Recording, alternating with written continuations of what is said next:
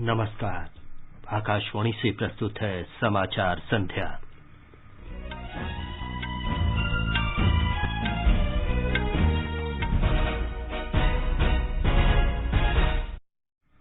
Tata sons ने 18,000 करोड़ रुपए में एयर इंडिया के अधिग्रहण की नीलामी जीती। इस वर्ष का नोबेल शांति पुरस्कार फिलीपींस की पत्रकार मारिया रेजा और रूस के पत्रकार दिमित्री मुरातोव को देने की घोषणा। भारत के कूटनीतिक प्रयास के कारण ब्रिटेन की सरकार ने कोविड टीके लगवा चुके भारतीयों के लिए ब्रिटेन यात्रा के दौरान संगरोध नीति में बदलाव किया।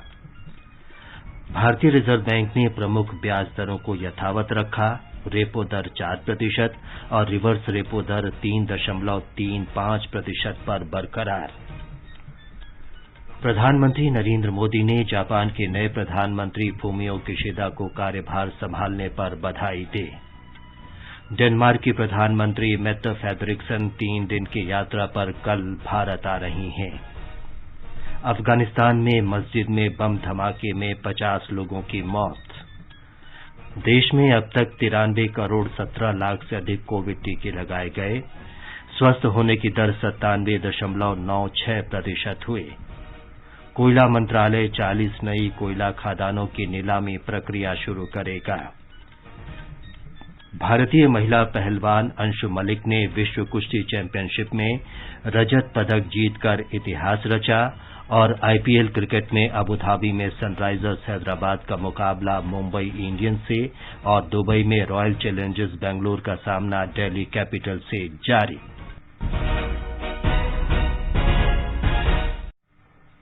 समाचार संध्या में मनोज के साथ मैं विमलेंदु पांडे।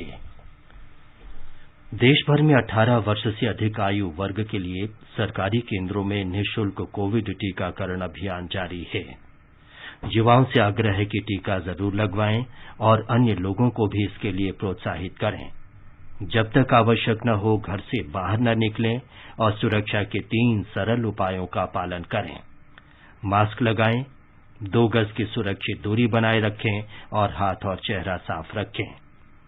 कोविड संबंधी जानकारी और मार्गदर्शन के लिए राष्ट्रीय हेल्पलाइन नंबर 011-2397-8046 और 1075 पर संपर्क करें। अब समाचार विस्तार से। टाटा सन्स ने एयर इंडिया के अधिग्रहण की बोली जीत ली है। उसने एयर इंडिया के लिए 18,000 करोड़ रुपए की बोली लगाई थी। निवेश और लोक परिसंपत्ति प्रबंधन विभाग दीपम के सचिव तुहिनकांत पांडे ने आज नई दिल्ली में बताया कि इस बोली के तहत 15,300 करोड़ रुपए ऋण चुकाने के रूप में और 2,700 करोड़ रुपए नकद प्रदान किए जाएंगे। उन्होंने ये भी बताया कि इस बोली के तहत एयर इंडिया और इसकी सहयोगी इकाई एयर इंडिया एक्सप्रेस की 100% हिस्सेदारी के अलावा एयर इंडिया की ग्राउंड हैंडलिंग सेवाएं देने वाली company air India sets airport private limited में 50% हिस्सेदारी भी टाटा सन्स को मिलेगी।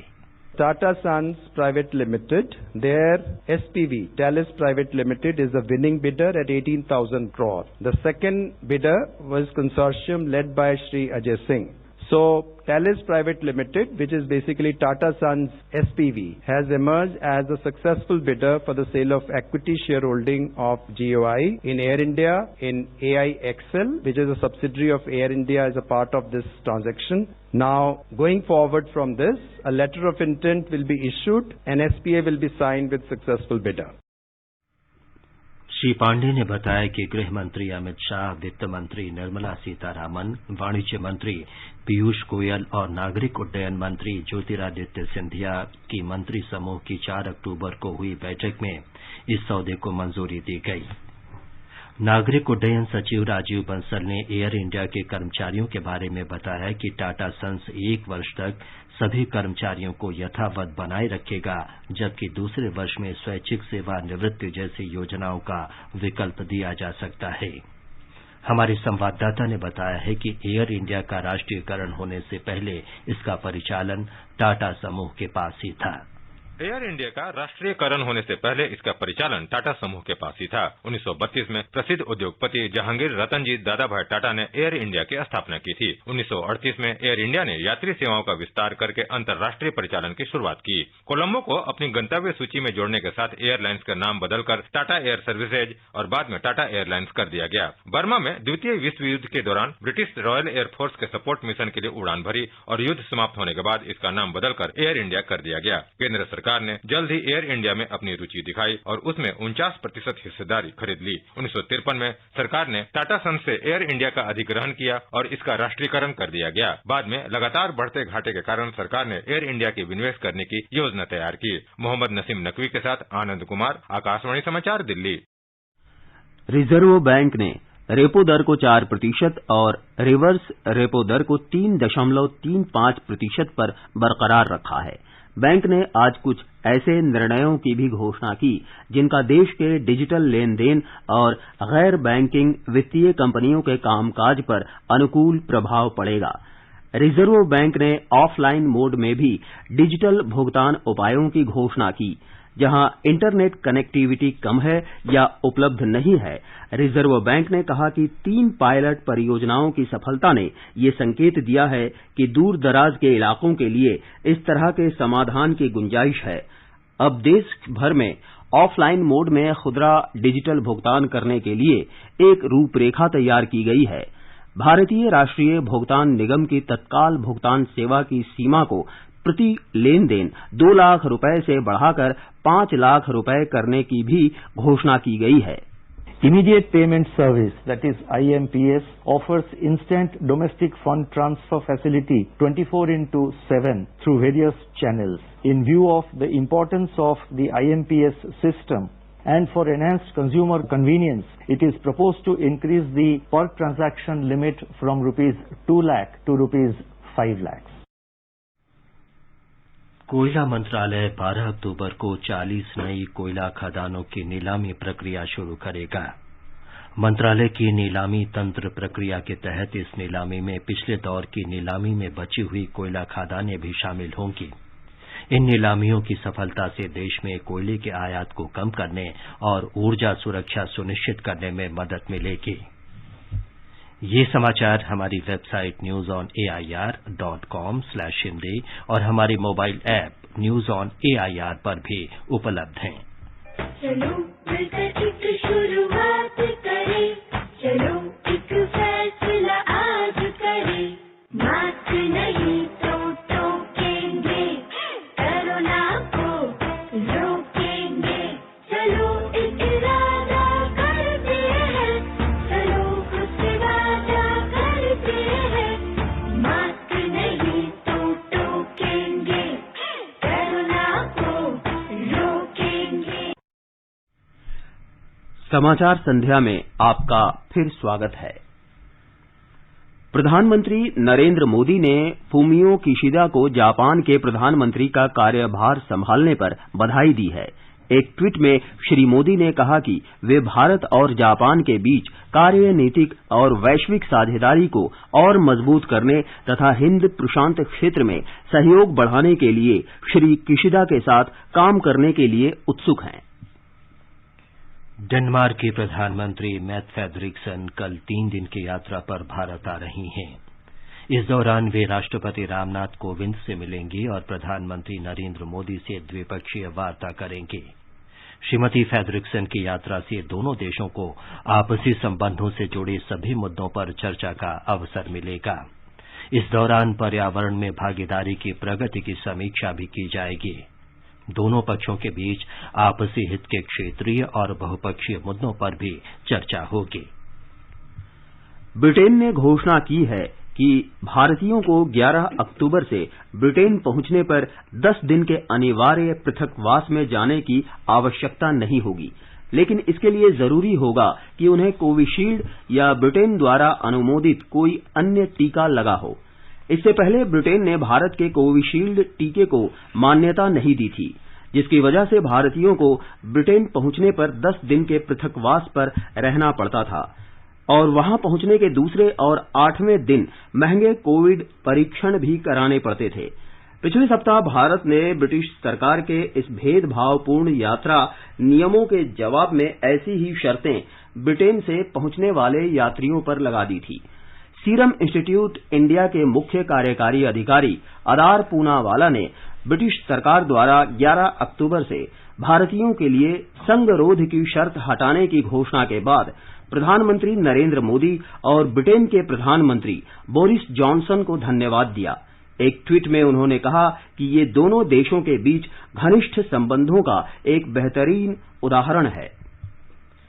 राष्ट्रव्यापी टीकाकरण अभियान के तहत अब तक 93 करोड़ 17 लाख से अधिक कोविड रोधी टीके लगाए जा चुके हैं। स्वास्थ्य मंत्रालय ने बताया है कि पिछले 24 घंटे में 21,257 नए रोगियों की पुष्टि हुई।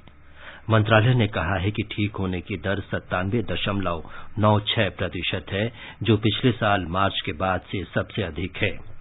देश भर में अब तक 58 करोड़ कोविड जांच की जा चुकी हैं। केंद्र सरकार राज्यों और केंद्र शासित प्रदेशों को अब तक 94 करोड़ 86 लाख से अधिक टीके निःशुल्क उपलब्ध करा चुकी है। स्वास्थ्य मंत्रालय ने बताया है कि अभी 8 करोड़ 22 लाख टीके उनके पास उपलब्ध हैं। केरल में आज कोरोना के 10,944 नए मामलों की पुष्टि हुई। राज्य में संक्रमण जांच दर 11.46% है। कोरोना से 120 लोगों की मृत्यु हुई। राज्य में मरने वालों की कुल संख्या 26,072 हो गई। संक्रमण से 12,922 लोग स्वस्थ हुए। केरल सरकार ने 1.5 साल बाद स्कूलों को फिर से खोलने के लिए आज विस्तृत दिशा निर्देशों की घोषणा की। राज्य के स्वास्थ्य और शिक्षा विभाग द्वारा संयुक्त रूप से बैक टू स्कूल नाम से विस्तृत दिशा निर्देश तैयार किए गए हैं। राज्य में स्कूल 1 नवंबर से फिर से खुलेंगे। 8वीं और 9वीं की कक्षाएं 15 नवंबर के बाद ही शुरू होंगी। दिल्ली सरकार के कोविड टीका न लगवाने वाले कर्मचारियों को 16 अक्टूबर से कार्यालय आने की अनुमति नहीं होगी। दिल्ली आपदा प्रबंधन प्राधिकरण ने कहा कि इनमें दिल्ली सरकार के विभागों, सार्वजनिक क्षेत्र के उपक्रमों, स्थानीय निकायों और शैक्षणिक संस्थानों में कार्यरत सभी कर्मचारी शामिल हैं। सभी कर्मचारियों से 15 अक्टूबर तक कोविड का टीका लगवाने को कहा गया है। ऐसा न करने पर उन्हें ड्यूटी से अनुपस्थित माना जाएगा। केंद्र सरकार के 15 अक्टूबर तक 100 करोड़ टीकाकरण के लक्ष्य के मद्देनजर महाराष्ट्र सरकार ने आज से मिशन कवच कुंडल नाम का 7 दिन का कोविड टीकाकरण अभियान शुरू किया है। हमारे संवाददाता ने बताया है कि इसका उद्देश्य प्रतिदिन 15 लाख लोगों का टीकाकरण करना है।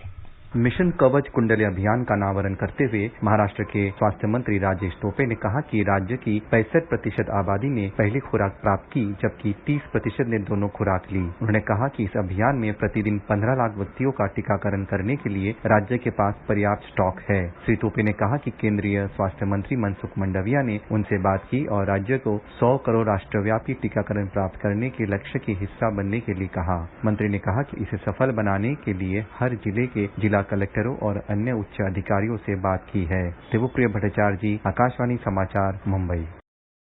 आगे बढ़ने से पहले मुख्य समाचारों पर एक नजर।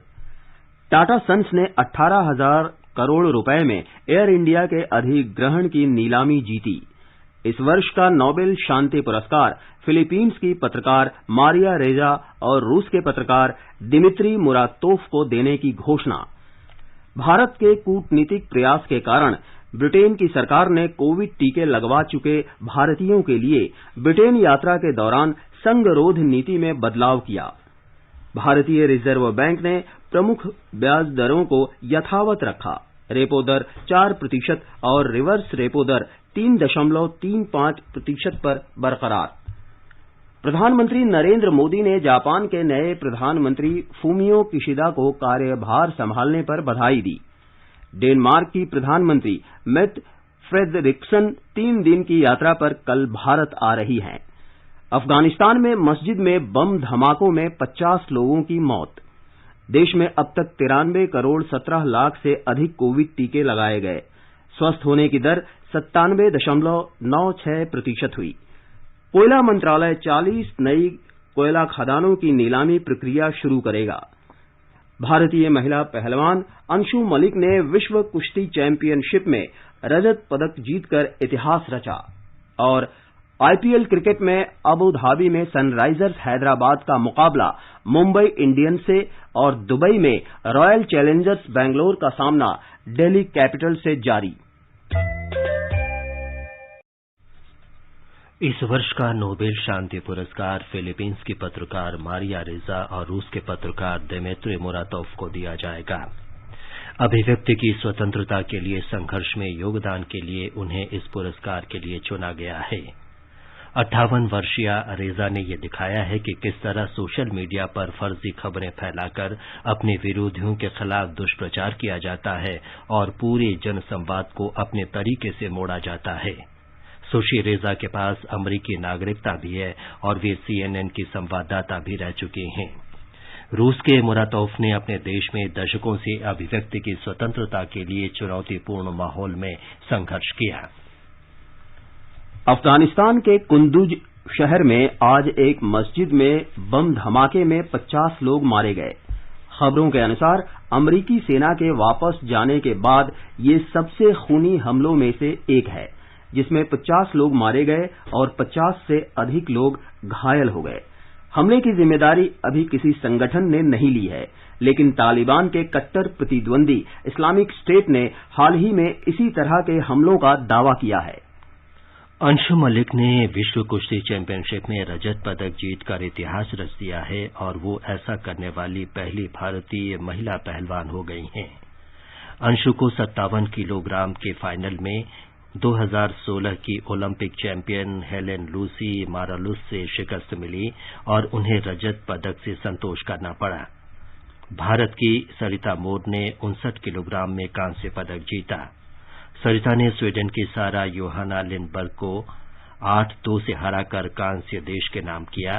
ये भारतीय महिला पहलवानों का विश्व चैंपियनशिप में सर्वश्रेष्ठ प्रदर्शन है। आईपीएल क्रिकेट में अबू धाबी में सनराइजर्स हैदराबाद का मुकाबला मुंबई इंडियंस से चल रहा है। टॉस जीतकर पहले बल्लेबाजी करते हुए मुंबई इंडियंस ने ताजा समाचार मिलने तक 9वें ओवर में 2 विकेट पर 113 रन बना लिए हैं। दूसरे मैच में दुबई में रॉयल चैलेंजर्स बेंगलोर का सामना दिल्ली कैपिटल से हो रहा है। रॉयल चैलेंजर्स बेंगलुरु ने टॉस जीतकर पहले गेंदबाजी करने का निर्णय लिया। ताजा समाचार मिलने तक दिल्ली कैपिटल्स ने 10वें ओवर में बिना कोई विकेट खोए 86 रन बना लिए हैं। आजादी के अमृत महोत्सव के हिस्से के रूप में आकाशवाणी समाचार की विशेष प्रस्तुति धरोहर में स्वतंत्रता आंदोलन के उन भाषणों, नारों और कविताओं से नई पीढ़ी को परिचित कराया जाता है जिन्होंने आजादी के दीवानों में उत्साह का संचार किया था। धरोहर प्रत्येक सोमवार परिक्रमा कार्यक्रम में प्रसारित किया जाता है। आजादी का अमृत महोत्सव के अंतर्गत आइए अब सुनते हैं आकाशवाणी की विशेष प्रस्तुति आजादी का सफर। आजादी का अमृत महोत्सव।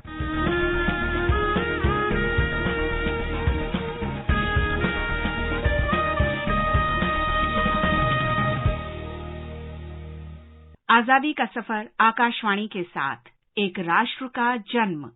भारत का शानदार स्वाधीनता संघर्ष आधुनिक विश्व के महानतम संघर्षों में से एक है और आकाशवाणी आपके लिए रोजाना ला रही है इसी शानदार संघर्ष की एक झलक।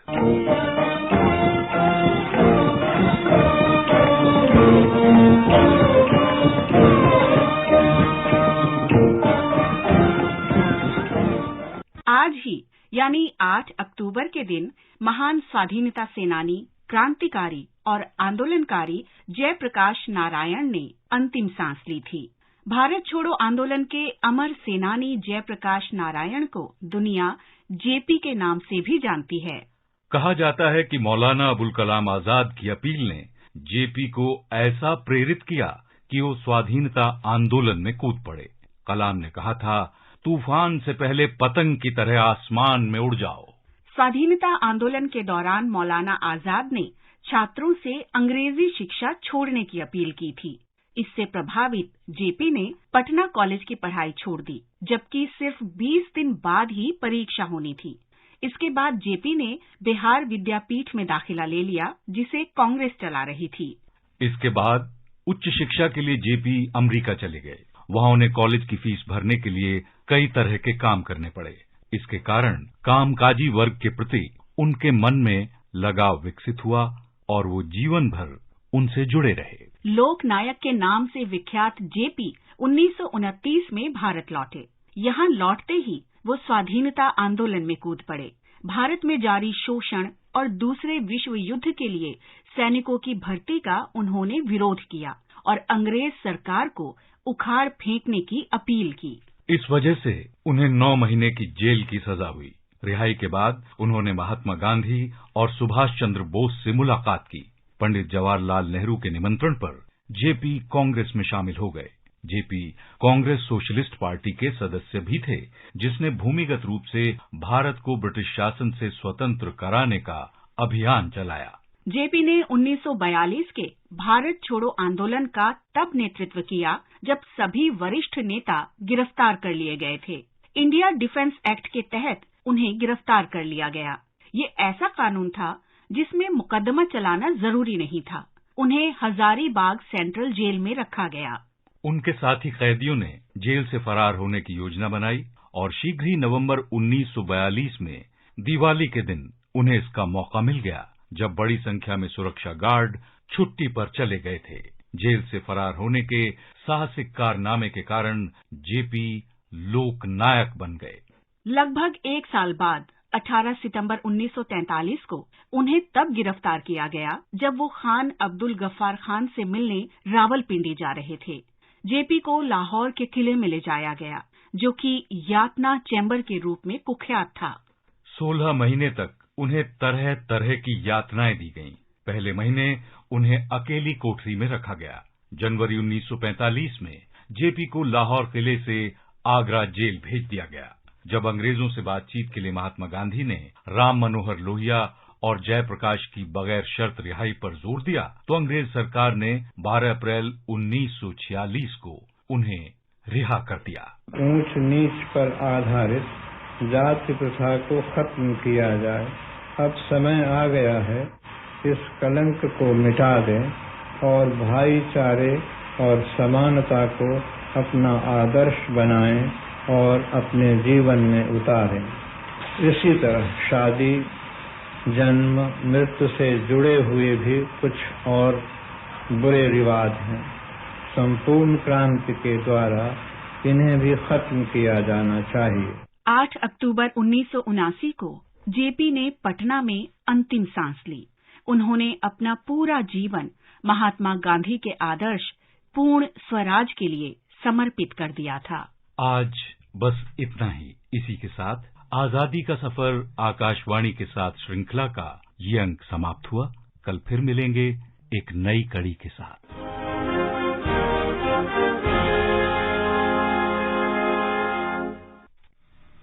आकाशवाणी समाचार सुनते रहें और आजादी के अमृत महोत्सव में हमारे साथ शामिल रहें।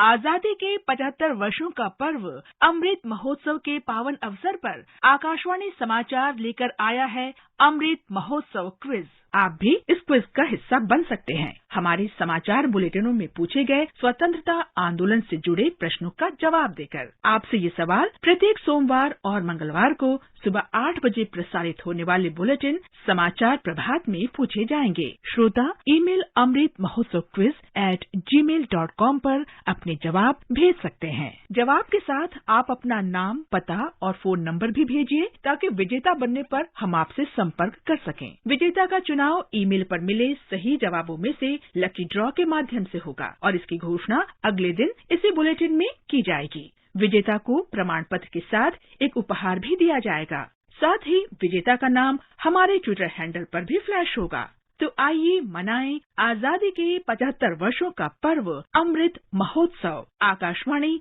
समाचार के साथ।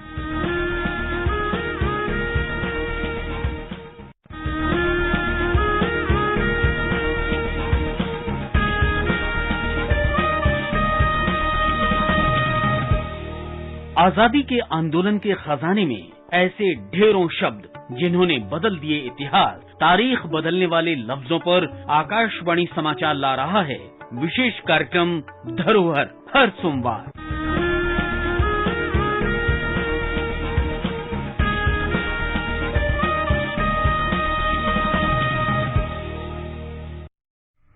ये समाचार आकाशवाणी से प्रसारित किए जा रहे हैं। ताज़ा समाचार जानने के लिए आप हमारे Twitter handle @AIR News Hindi को फॉलो कर सकते हैं। ये आकाशवाणी है। भारत के उन शहरों की नवीनतम रैंकिंग में जहां न्यूज ऑन AIR ऐप पर आकाशवाणी लाइव स्ट्रीम सबसे लोकप्रिय है, राष्ट्रीय राजधानी क्षेत्र दिल्ली और मुंबई का स्थान ऊपर हुआ है। चेन्नई 2 स्थान नीचे खिसक गया है। इस श्रेणी में पुणे शीर्ष स्थान पर है, जबकि बेंगलुरु दूसरे और हैदराबाद तीसरे स्थान पर है। देश में शीर्ष आकाशवाणी चैनलों की रैंकिंग में FM रेनबो दिल्ली 9वें से 5वें स्थान पर पहुंच गया है। और अब आर्थिक जगत की खबरों के साथ हैं अमित गोयल। मुंबई शेयर बाजार का सेंसेक्स आज 381 अंक उछलकर 60,059 पर बंद हुआ। नेशनल स्टॉक एक्सचेंज का निफ्टी भी 105 अंक बढ़कर 17,895 के स्तर पर बंद हुआ। अंतर बैंकिंग मुद्रा बाजार में डॉलर के मुकाबले रुपया आज 21 पैसे की गिरावट से 74 रुपए 99 पैसे प्रति डॉलर के स्तर पर रहा। मल्टी कमोडिटी एक्सचेंज में दिसंबर के वायदा कारोबार में सोना 80 रुपए की मामूली बढ़त से 46,900 रुपए प्रति 10 ग्राम के स्तर पर दर्ज हुआ। हालांकि चांदी 50 रुपए की मामूली गिरावट से 61,210 रुपए प्रति किलोग्राम के स्तर पर दर्ज हुई। अब एक नजर कल के मौसम के पूर्वानुमान पर। सबसे पहले देश के 4 महानगरों के मौसम का हाल। दिल्ली में आमतौर पर आसमान साफ रहेगा। चेन्नई में आमतौर पर बादल छाए रहेंगे और मध्यम बारिश हो सकती है। कोलकाता में आंशिक रूप से बादल छाए रहने के आसार हैं। मुंबई में शाम या रात को गरज के साथ छींटे पड़ सकते हैं। उत्तर भारत में श्रीनगर, जम्मू, लेह और गिलगित में आमतौर पर आसमान साफ रहेगा और मुजफ्फराबाद में धूप खिली रहने का अनुमान है। देश के पूर्वोत्तर क्षेत्र के गुवाहाटी, शिलांग, आइजोल, ईटानगर, इम्फाल, कोहिमा, गंगटोक और अगरतला में आमतौर पर बादल छाए रहने तथा 1 या 2 बार गरज के साथ बौछारें पड़ सकती हैं। अनिवार्य घोषणा, कोरोना जागरूकता। आकाशवाणी के समाचार सेवा प्रभाग से लाइव फोन इन कार्यक्रम के अंतर्गत कोरोना जागरूकता श्रृंखला में आज हमारे साथ king George medical college KGMC के डॉक्टर सूर्यकांत होंगे, जो कोरोना संक्रमण से संबंधित प्रश्नों के उत्तर देंगे। ये कार्यक्रम आज रात 9:30 बजे से FM गोल्ड चैनल और अतिरिक्त मीटरों पर सुना जा सकता है।